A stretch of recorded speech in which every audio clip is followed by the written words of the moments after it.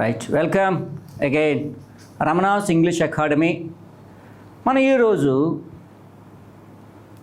Order of the వర్డ్ని మనం ఏ విధంగా అయితే మనం గుర్తుపెట్టుకోవాలో అనే విషయానికి నాట్ ఓన్లీ బట్ ఆల్సో ఆ యొక్క కొరిలేటివ్ కంజంక్షన్స్ మీద చిన్న ఆర్డర్ని మీరు గమనించండి. Rajesh has opened not only a restaurant but also has opened a lodge. Rajesh has opened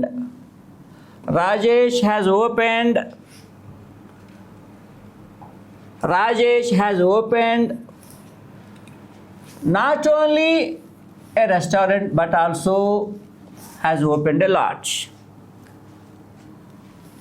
Rajesh not only but also మీరు అబ్జర్వ్ చేయండి. నాట్ ఓన్లీ తర్వాత ఏ పార్ట్ ఆఫ్ స్పీచ్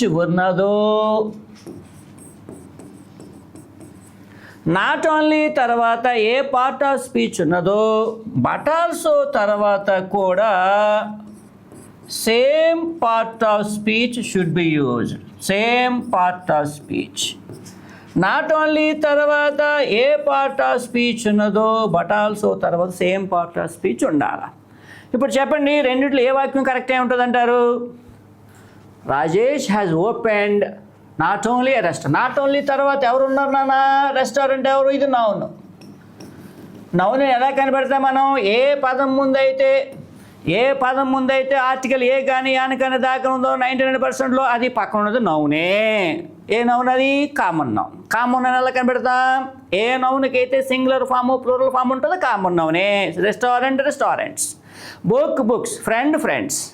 ఏ పదానికైతే ప్లూరల్ ఫామ్ ఉంటుందో అది నౌనే. కాబట్టి ఇక్కడ నాట్ ఓన్లీ తర్వాత ఎవరున్నారు? నౌన్ ఉంది. మరి బట్ ఆల్సో తర్వాత రూల్ ప్రకారం ఎవరు ఉండాలా?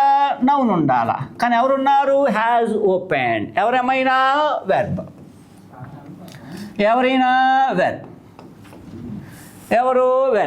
కాబట్టి ఇక్కడ నాట్ ఓన్లీ తర్వాత ఒక నౌన్ వచ్చింది, బట్ ఆల్సో తర్వాత సేమ్ పార్ట్ ఆఫ్ స్పీచ్ రావాలి.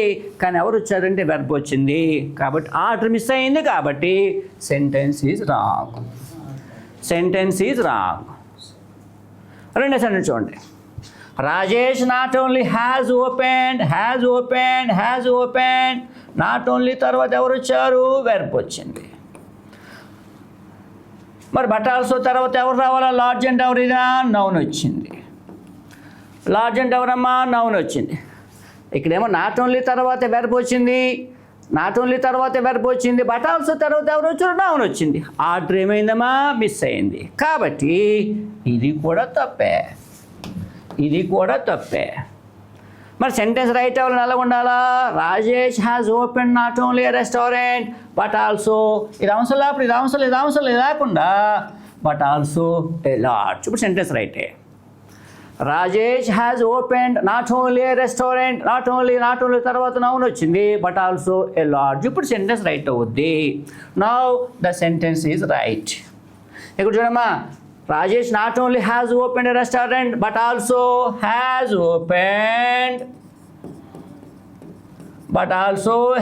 Opened a LADS.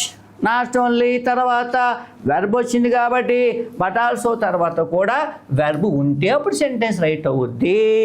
అందువల్ల ఎగ్జామినేషన్లో మీరు చాలా జాగ్రత్తగా గమనించాలా.